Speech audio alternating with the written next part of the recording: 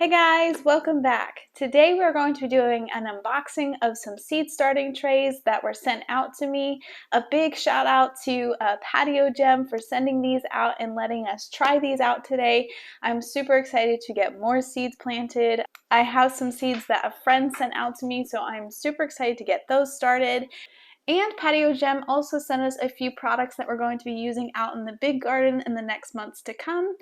So as always, if you guys are interested in these seed starting trays, there will be a link in the description below with a discount code, and also I will be linking their store so you guys can go and check out the rest of the products that they offer.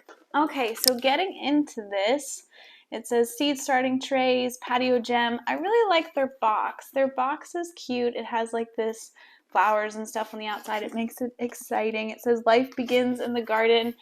And look guys, they have my saying, to plant a seed is to believe in tomorrow. I love that.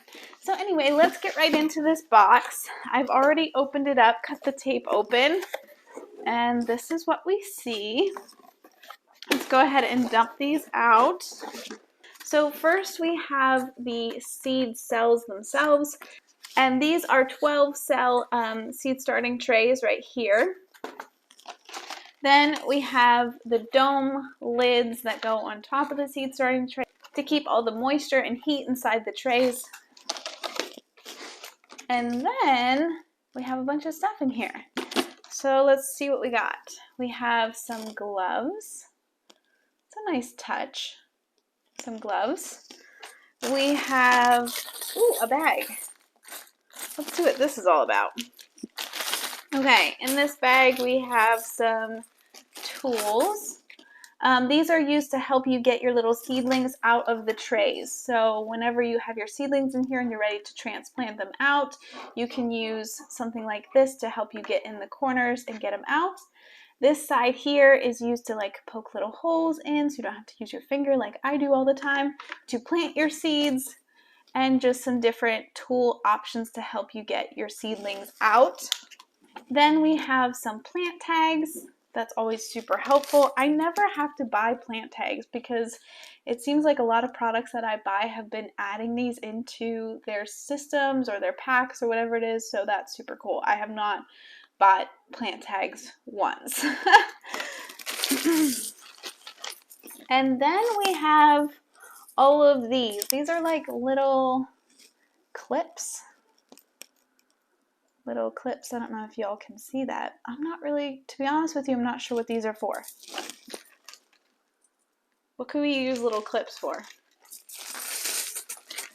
I don't know. I'm not really sure. Moving on, but that's cool. Whatever they're for, they're super cool. Next we have these little things. Right here there are black and there are green ones. And these are the vents that go on top of our little dome lids. So they just pop right on the top here, and then you can open and close the holes on your seed tray as you need more ventilation and whatnot. Okay, and then we just have these two colors of seed tray bottom. So they have a green and a black. And just to show you how this all fits together, you would take one of these bottom pieces, you put your seed starting tray inside that way all the water and stuff has somewhere to stay. Then this piece goes on top just like that. So that's how they work, that's how they fit together. Pretty self-explanatory, but I just figured I'd show you guys. So let's go ahead and get some things planted in these trays.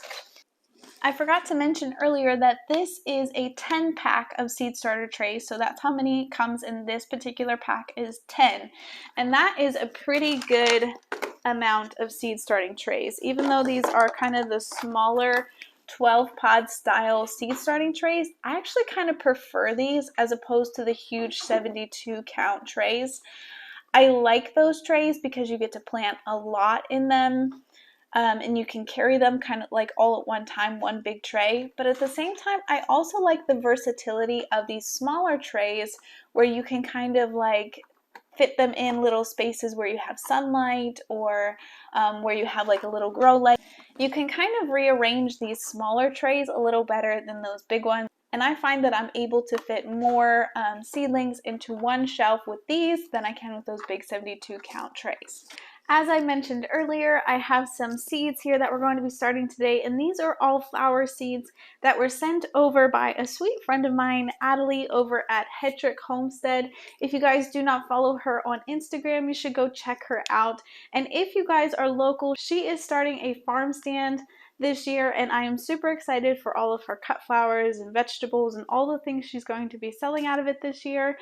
So if you guys are local, you should definitely check her out and go visit her farm stand this year. I'm super excited for her and all that she is doing this year. I will be linking her Instagram account down in the description below if you guys would like to go check out her account and follow her. So the one day out of the blue, she messaged me and was like, hey, I have a bunch of seeds left over from flowers. Would you like some? And I was like, absolutely. Who says no to seeds, right? So in this first pack, we have some Chinese forget-me-nots. In this one, we have some blue spike amaranth.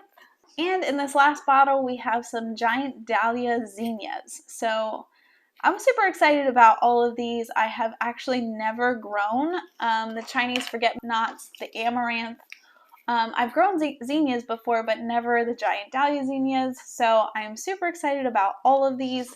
So to get these started, I have my seed starting mix pre-moistened here, which we talked all about how to do seed starting in seed trays. So if you guys are looking for more details about the soil and how I pre-moisten my soil and all those sorts of things, you can go ahead and check out that video. I will link it down below. So first we're going to take our pre-moistened soil here and we're just going to fill up our trays. And I like to set my tray kind of over top my bowl and just smush it in.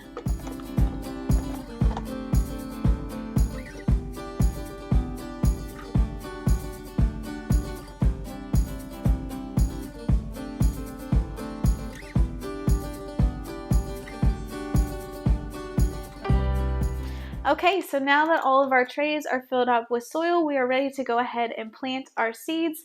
And I wanted to mention that all of these seeds that I'm talking about today that my friend sent me, she bought them all from Johnny's Seed Company. I will make sure that I link them down below in case you guys want to go check out these seeds for yourself. So we are going to start with, let's start with the Chinese forget-me-not. Okay, so push these out of the way. And to plant these, we are just going to, oh, you know what? Let's use our tool. Why not? Okay, so instead of getting dirt all under my fingernail, I'm going to go ahead and use our tool that PatioGem sent us. And I am just going to make a small hole in the middle of our soil here. Just like that. That makes it really easy. It makes a nice hole too, especially whenever you pre-moisten your soil. The soil is so much easier to manipulate and keep just the way you want it. So now that we have holes in all of those, so I am just going to drop 2 seeds in each one of these little holes that we've created here.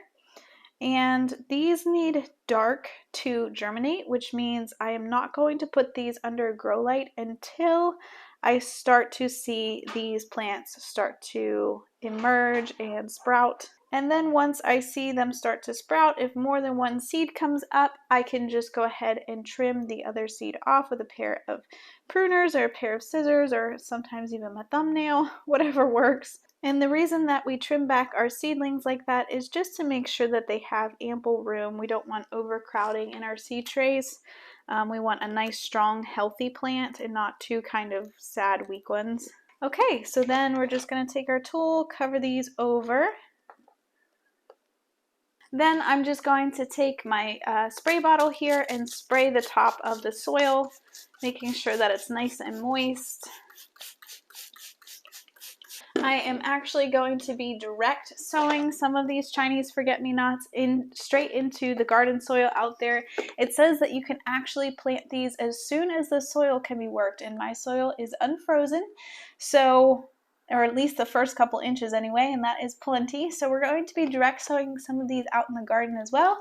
But here is our first little seed starting tray all planted up. Okay, the next seed that we're going to plant is our zinnias. So this is going to be pretty much the same process, although our zinnia seeds are much bigger than the other seeds that we're working with today. So I'm just going to make that hole a little bit bigger just because we need a little bit more space to get that big seed down in. As with most of these flowers that I'm planting today, these zinnias require about 4 to 6 weeks. So you need to start them 4 to 6 weeks before you want to take them outside. So that's what I'm doing. You can also direct sow these as well, but you have to wait until after your last average frost date. So for us, that isn't until the middle of May. So you could plant these out at that point in time, or you can start them indoors and have them ready as bigger plants by that time when you can actually put these out. Or you can start these as seeds like I'm doing today, and then by the time our first average frost date has come and gone, we can move actual plants out into the garden instead of just seeds. And that is really the benefit of seed starting, regardless of what you're starting, is you can start something inside and have it much further along than if you had to wait until it was warm enough outside to start the seeds. Okay, so now we're just going to cover these over just like we did with the other ones. I planted a good bit of zinnias last year around the vegetable garden, and they were one of my favorite things last year. Honestly, they were so pretty. There were so many butterflies and bees and things like that all over them. It was just beautiful. I love them. I cut off of them so many times for arrangements in the house. They were just wonderful. So I'm excited to try a new kind of zinnias. I'm planting the same kind I planted last year, plus more. So we just water these in. And let's get one of our toppers here. And to begin with, I like to start with my vents closed on my little seed starting hoods. And that's simply because I have a very dry house. We heat our house with a wood burner, so our air tends to be really dry. So I like to keep as much moisture in here as possible right in the beginning. And our last tray here, we are going to plant our red spike amaranth. I am super excited about this one because amaranth is so interesting to me. It's such a different type of flower. It's a different type of structure in the garden, and I think it's absolutely beautiful. I'm excited to have this up in the vegetable garden, but I also have plans to put these in other places in my property just as like striking foliage and flower interest that's really different and is going to contrast beautifully in the garden. So for planting amaranth, these actually need light to germinate, which means you can't cover these very much, if at all, with soil. So you basically put these seeds on the very top of the soil. It says that you can very lightly cover these with soil. You could also use vermiculite, which is a really good option. I don't have any on hand here today, but using a little bit of vermiculite sprinkled over the top covers the seeds just enough, and it helps retain moisture with those seeds because seeds that need light to germinate and sit on top of the soil sometimes can dry out a little faster than the ones that are nicely buried under wet soil. So to plant these, I'm actually just going to kind of press down my soil a little bit so that I have a nice flat surface to put these seeds on. And I'm not going to use my tool here to make any holes. I'm simply going to drop a few little seeds on the top of this, of each little cell here. Now I'm going to do more than one seed on these cells. And the reason that I'm doing that is because these are such little seeds. This is a little bit of an experiment. I don't know if I would tell you guys to do this. If you want to, you can. But these are such little seeds, and I know I'm going to have to bump these up to bigger containers anyway, that I think I'm going to take a gamble and try to separate the seedlings as they get a little bit bigger, which is something you can do. And actually a lot of people start their seeds like that. Instead of starting them in little trays like this, they'll just lay out a big tray of dirt, sprinkle a whole bunch of seeds on top, and then as those seeds germinate, they carefully pull them apart and put them in individual containers. So I'm going to try to do something similar to that because I want quite a few amaranth plants this year, and I figured I'd give this method a try. Okay, so now that I have my seeds on top, I'm just going to ever so slightly sprinkle a tiny bit of dirt over the surface. I can still see a lot of the seeds, but it just kind of puts a little bit of a layer kind of around them, not so much on top of them, to help retain moisture. Then I'm going to take my spray bottle and spray these down. Now in the directions, it suggests spraying them down with a water bottle like this, or bottom watering your seedlings, which to bottom water, you would simply lift up this seed starting tray, you would put water in this bottom of the reservoir, and then just set them back in. Now, you don't need to put a ton of water in there, maybe like a 1/4 inch of water or so to cover just the bottom of this tray so that the soil can start wicking up that moisture and up to the seedlings. Today, I'm just going to use my spray bottle. But after the initial week or so of watering these with a spray bottle, I usually like to then start bottom watering all of my seedlings. I find that, especially since I've been using my hydroponic systems, plants that are bottom watered are much stronger than plants that are just surface watered. And essentially the science behind that is the fact that because your plants are sending their roots down into that water down in the bottom, they just are a much healthier root system. If all of the water is coming from the surface down into those plants, then they don't really need to send roots down to reach for water because the water is always coming right to them. But if the water is being drawn up from the bottom, the plants just naturally send really strong roots down into the bottom to collect that water. Personally, that's why I like to bottom water my seedlings. For the first week or so though, I do spray the top of them with a spray bottle just like this, so that I'm making sure that those top little bit of soil where my seeds are is getting nice and wet and staying damp until my seeds begin to germinate. Okay, so I got my little plant markers here that I'm going to place in these before I forget what's what.